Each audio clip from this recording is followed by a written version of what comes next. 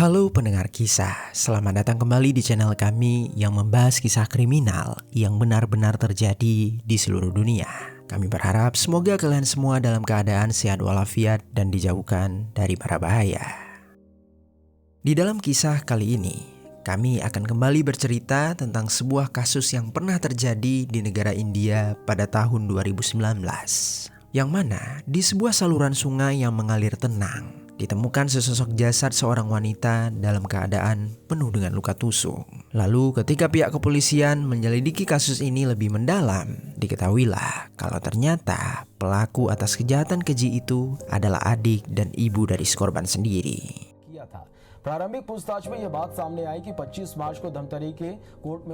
Apa yang sebenarnya terjadi dan apa motif dari pelaku melakukan tindakan keji itu? Jadi beginilah kisah di baliknya. Pagi hari tanggal 26 Maret tahun 2019, mentari baru saja menyingsing di sebuah desa kecil di wilayah Dudh Range, Chhattisgarh, India. Suasana pagi itu masih sejuk dengan udara lembab dari hamparan sawah yang dialiri saluran sungai. Sejumlah warga berjalan menuju saluran sungai di Gurur Blok, Distrik Balot, tempat mereka biasanya mandi atau mencuci pakaian. Namun pada hari itu, pemandangan yang mereka temukan berbeda dari yang biasanya. Di permukaan air yang tenang tampak sesuatu yang mengapung. Semakin didekati, jantung para orang-orang ini semakin berdegup kencang. Yang terlihat bukanlah tumpukan sampah, melainkan sesosok jasad seorang wanita muda. Kedua tangannya terikat ke belakang, kakinya juga dilipat dan diikat ke leher dengan sebuah tali yang besar. Di tubuhnya juga terikat sebuah batu besar yang mana ini menandakan kalau ada seseorang yang sengaja berniat menyembunyikan jasad itu di dasar air. Akhirnya, setelah penemuan itu, jeritan panik pun terdengar. Sebagian warga segera melapor kepada pihak kepolisian. Tak lama, aparat pun datang untuk mengevakuasi jasad dari saluran sungai tersebut. Ketika mereka melakukan pemeriksaan pada tubuh korban, diperkirakan kalau dia memiliki luka tusuk pada bagian perut. Polisi mencatat setiap detail. Lalu di salah satu pergelangan tangan korban, mereka juga menemukan gambar tato berbentuk kelopak bunga. Setelah jasad berhasil diangkat dari saluran, polisi segera membawa jasad ke rumah sakit untuk dilakukan proses otopsi. Selain itu, pihak forensik juga memotret tubuh korban dari berbagai sudut, terutama pada tato berbentuk kelopak bunga yang ada di pergelangannya. Foto-foto itu segera disebar ke kantor-kantor polisi sekitar dan juga ke media sosial, dengan harapan ada yang kenal dengan korban. Tak butuh waktu lama, sebuah laporan masuk ke pihak penyidik. Seseorang meyakini kalau wanita tersebut bernama Anchal Yadav, berusia 32 tahun, yang mana dia merupakan seorang perempuan yang dikenal cukup populer. Polisi kemudian membandingkan wajah korban dengan profil media sosial milik korban. Dan benar saja, tato di tangan korban persis sama dengan tato yang pernah dia pamerkan di sebuah unggahannya. Misteri identitas korban pun terjawab. Dia adalah Anchal Yadav. Bagi sebagian orang, nama Anchal Yadav ini tidak terdengar asing. Dia dikenal sebagai seorang model dan juga sosialita dari negara bagian Chhattisgarh. Kehidupannya mencerminkan gaya modern. Dia sering memakai busana mahal, sering berpesta dengan orang-orang berpengaruh di kota Raipur, dan bahkan dia juga memiliki rumah sewa yang sangat mahal di daerah VIP Road of Raipur.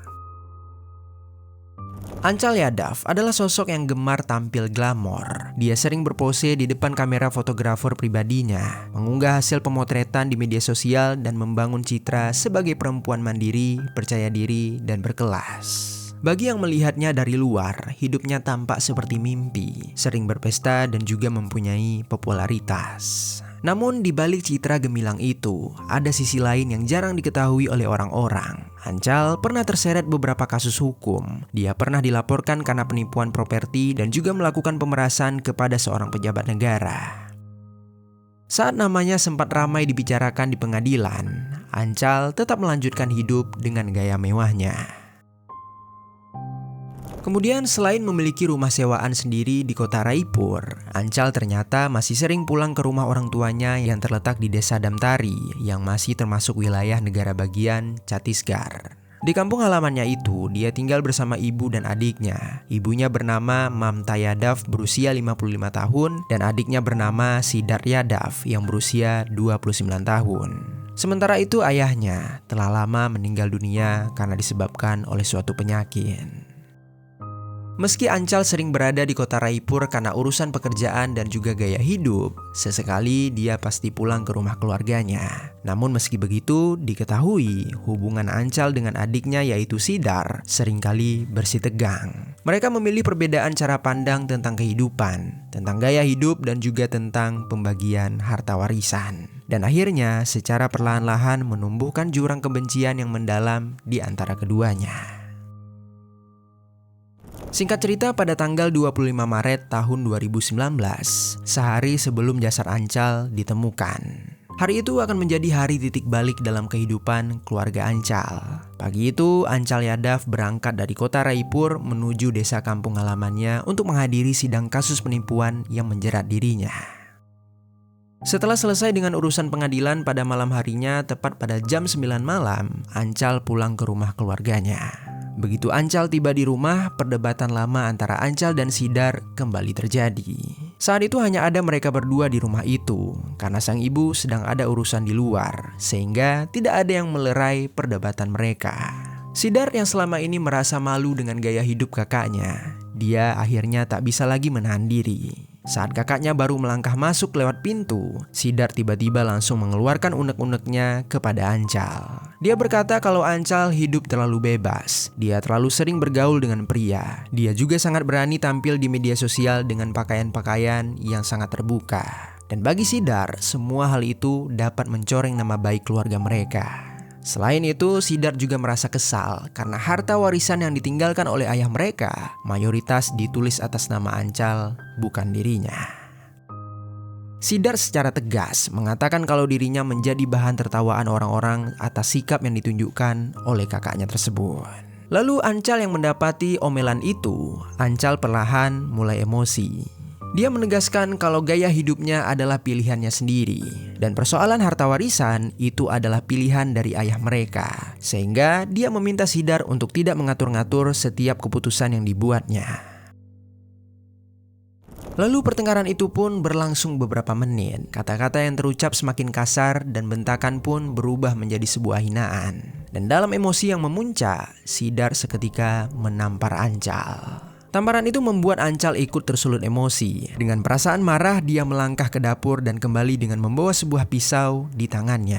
Dengan terengah-engah, dia mengacungkan pisau itu ke arah Siddharth. Kemudian pertengkaran berubah menjadi pertarungan hidup dan mati. Siddharth berusaha merebut pisau, lalu keduanya saling dorong-mendorong di dalam rumah. Dalam perebutan itu, Siddharth akhirnya berhasil merebut pisau dari tangan Anchal. Kemudian dalam kepanikan bercampur amarah, Siddharth seketika menikam Anchal sebanyak 2 kali tepat pada bagian perutnya. Dan seketika cairan merah memancar deras membasahi lantai rumah. Anchal lalu terhuyung, tubuhnya melemah tapi dia masih berusaha untuk melawan. Di samping itu Siddharth tak berhenti. Dengan tangan bergetar penuh emosi, dia kemudian mencekik leher Anchal dengan sekuat tenaganya. Secara perlahan nafas Anchal pun melemah, matanya terpejam hingga akhirnya Anchal tewas di dalam rumahnya. Setelah menyadari Anchal tak lagi bergerak, Siddharth pun terdiam kaku sambil mencerna apa yang baru saja dia lakukan. Beberapa menit berselang, ibunya yaitu Mamta tiba di rumah mereka. Saat dia membuka pintu, terkejutlah dia dengan pemandangan yang tak pernah dia sangka. Di sana terdapat Siddharth yang berdiri sambil memegang pisau dan juga Anchal yang sudah tergeletak bersimbah cairan merah dengan luka tusukannya. Di dalam kengerian itu, Mamta hanya mampu menutup mulut dan menahan suatu jeritan yang ingin meledak. Matanya menatap bolak-balik antara putri sulungnya yang tak bernyawa dan juga putra bungsunya yang sedang merasa ketakutan. Lalu di dalam hatinya, tersadarlah dia kalau segala sesuatu sudah terlambat. Di momen tersebut, Mamta membuat keputusan fatal. Alih-alih melaporkan kejadian itu kepada pihak polisi atau tetangga, Mamta justru memilih untuk menutupi kejahatan tersebut. Ketika itu mungkin alasan Mamta melakukan hal itu karena Mamta lebih menyayangi Sidar, sehingga dia pun takut akan kehilangan Sidar yang tersisa satu-satunya di dalam hidupnya. Akhirnya Mamta dan Sidar bergerak dengan cepat. Cairan merah yang mengalir di lantai dilap dengan kain dan disiram dengan air. Namun tetap saja noda merah itu sulit dihilangkan sepenuhnya. Selesai membersihkan, Sidar kemudian dengan tega melipat tubuh Ancal dengan paksa. Kedua tangan dilipat ke belakang, kakinya ditekuk, lalu semuanya diikat ke leher dengan sebuah tali berukuran besar. Bagi seorang ibu menyaksikan jasad putrinya diperlakukan seperti itu, mungkin terasa seperti mimpi buruk. Tapi di malam itu, Mamta sendirilah yang ikut membantu putranya. Setelah terikat, jasad Ancal kemudian dimasukkan ke dalam bagasi mobil untuk segera mereka buang ke tempat yang menurut mereka aman. Sebelum berangkat untuk membuang jasad, Sidar terlebih dahulu merampas barang-barang berharga dari tubuh kakaknya, seperti jam tangan merek Rado, kalung berlian, dan juga gelang emas. Semua benda itu disembunyikan oleh ibunya di dalam rumah mereka.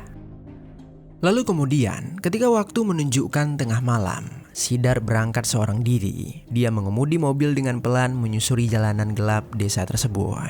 Lalu sekitar pukul 1.30 dini hari, dia sampai di sebuah saluran sungai yang cukup sepi yang terletak di daerah distrik Balot, Gurur Blok. Saat itu Sidar turun dari mobil, mengangkat jasad Ancal lalu meletakkannya di atas tanah. Ketika itu Sidar tidak langsung membuang jasad. Dia terlebih dahulu mengikat jasad itu dengan sebuah batu yang cukup besar, dengan tujuan agar jasad Ancal tidak muncul ke permukaan setelah ditenggelamkan. Dengan satu dorongan kuat, jasad Ancal jatuh ke dalam air yang mengalir. Setelah semua dirasa cukup, Sidar kembali pulang ke rumah. Di rumah dia mempertegas kembali kepada ibunya untuk tidak membuka mulut. Mamta hanya bisa menuruti saja. Bagi keduanya di saat itu, semuanya telah selesai. Namun yang tidak mereka sadari, arus air tidak bisa dikendalikan. Tubuh Ancal tidak menetap di dasar air. Dia hanyut dan keesokan paginya, jasadnya pun ditemukan oleh beberapa warga di desa lain. Kemudian mari kita kembali ke pagi hari setelah jasad Ancal ditemukan. Polisi saat itu langsung mulai bergerak cepat. Awalnya keluarga Ancal berusaha memberi keterangan untuk mengalihkan perhatian. Mamta Yadav, sang ibu, sambil menangis mengatakan kalau putrinya terakhir kali terlihat pergi bersama seorang pria bermotor setelah menerima sebuah telepon pada larut malam. Cerita itu terdengar meyakinkan di awal, namun penyidik yang berpengalaman sangat mengetahui setiap kebohongan selalu meninggalkan celah. Penyidik menelusuri riwayat panggilan telepon Ancal. Anehnya, tidak ada satupun panggilan masuk pada waktu yang disebutkan oleh ibunya. Ponsel Ancal memang aktif hingga larut malam, tapi tidak ada catatan panggilan yang sesuai, dan kebohongan pertama pun mulai tercium. Penyelidikan polisi pun berlanjut. Penyidik kemudian memeriksa rekaman CCTV di sekitaran desa Damtari. Di sana mereka tidak menemukan sosok Ancal yang pergi dengan sepeda motor seperti pengakuan dari ibunya. Namun malah sebaliknya, mereka justru menemukan sesuatu yang lebih mengejutkan. Mobil milik Ancal sendiri terekam sedang dikemudikan oleh adiknya, yaitu Sidar Yadav. Dan yang lebih mencurigakan lagi, lampu depan mobil tersebut sengaja dimatikan meski kondisi jalan sangatlah gelap. Sebuah rekaman kamera CCTV menangkap dengan jelas wajah Sidar di balik kemudi itu. Akhirnya temuan ini membuat penyelidikan berbalik arah. Polisi yang semula mencari orang asing kini menatap tajam ke arah keluarga korban sendiri. Penyidik mendatangi rumah keluarga korban kembali. Kali ini mereka tidak sekedar bertanya, mereka mengamati gelagat dari si adik yaitu Sidar. Wajahnya terlihat tegang, jawabannya berputar-putar, dan bahkan kerap kali berubah-ubah. Semakin lama interogasi berlangsung, semakin jelas ada sesuatu yang sedang disembunyikan. Lalu akhirnya di bawah tekanan pertanyaan yang bertubi-tubi, Sidar Yadav pun memilih untuk menyerah. Dengan suara bergetar dingin, dia langsung mengakui kalau dialah yang telah mengeksekusi Ancal Yadav, yang tak lain adalah kakak kandungnya sendiri. Ruang interogasi seketika hening. Sidar menceritakan semuanya, mulai dari pertengkaran di malam itu, pisau yang direbut dari tangan kakaknya, tusukan di bagian perut, cekikan kuat hingga membuat korban tewas, dan diakhiri dengan pembuangan jasad ke saluran sungai. Pihak kepolisian segera memeriksa mobil milik Ancal. Hasilnya di sana masih terdapat bekas cairan merah yang ditemukan di bagian bagasi. Selain itu juga ada sidik jari milik Sidar. Lalu di dalam rumah mereka juga menemukan perhiasan milik Ancal yang disembunyikan di dalam sebuah lampu meja. Dan akhirnya semua bukti itu menguatkan pengakuan. Hari itu setiap kebohongan runtuh satu persatu. Seorang adik yang semula terlihat menangis saat melihat jasad kakaknya tewas mengenaskan, kini dia malah terbukti sebagai pelaku atas kejahatan tersebut. Dan juga seorang ibu yang seharusnya melindungi anak-anaknya justru ikut terlibat dalam upaya menutupi pengeksekusian keji itu. Akhirnya tragedi memilukan ini terkuak sepenuhnya di hadapan publik. Kasus pengeksekusian Ancal Yadav segera menyita perhatian masyarakat. Mereka bertanya-tanya bagaimana mungkin seorang adik kandung tega menghabisi nyawa kakaknya sendiri. Bagaimana seorang ibu bisa rela menutupi perbuatan keji itu. Pertanyaan-pertanyaan ini memenuhi halaman media sosial dan juga layar televisi di negara India. Lalu setelah pengakuan, Siddharth Yadav pun langsung ditahan. Polisi menuntaskan berkas perkara dengan bukti yang sangat kuat. Sementara itu, Mamta Yadav juga ikut ditahan. Perannya memang tidak langsung melakukan pengeksekusian, tetapi dia ikut membersihkan seluruh bukti dan juga menyembunyikan jasad. Singkat cerita, 3 tahun lebih kasus ini bergulir di pengadilan. Setiap sidang selalu menarik perhatian warga. Media menampakkan Siddharth duduk dengan wajah dingin, jarang menunjukkan penyesalan. Jaksa dengan tegas menyebut kalau Siddharth mengeksekusi bukan hanya karena emosi sesaat, melainkan juga karena motif harta warisan dan rasa malu dari lingkungan sosial. Pada akhirnya, di tahun 2022, Majelis Hakim membacakan putusan. Siddharth Yadav dijatuhi hukuman penjara seumur hidup atas pengeksekusian terhadap kakaknya, yaitu Ancal Yadav. Sementara itu, Mamata Yadav, yaitu ibunya, dijatuhi hukuman 3 tahun penjara karena perannya dalam membantu menghilangkan barang bukti dan juga menutupi kejahatan. Vonis itu disambut lega oleh banyak pihak, meskipun bagi sebagian orang, luka batin dari kasus ini tak akan pernah sembuh. Saat ini Siddharth akan menghabiskan sisa hidupnya di balik jeruji besi. Setiap hari dia mungkin akan mencoba melupakan malam tragedi itu. Tapi setiap kali dia menutup mata, bayangan wajah kakaknya pasti akan kembali menghantuinya. Lalu ibunya, yaitu Mamta, merasakan dinginnya di penjara. Bukan karena dia mengeksekusi, tapi karena dia membiarkan cinta seorang ibu dapat dikalahkan oleh rasa takut.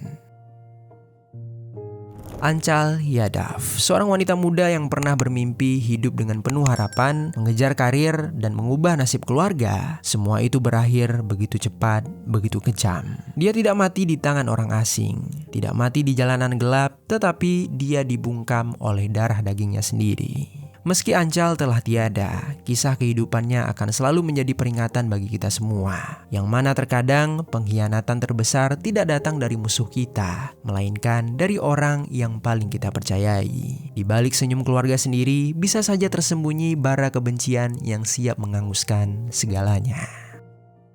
Untuk Ancal, mari sama-sama kita berdoa semoga Ancal diberikan ketenangan dan kedamaian di alam sana. Dan untuk kita semua para pendengar kisah, semoga di dalam kisah kali ini ada pelajaran baik yang dapat kita ambil.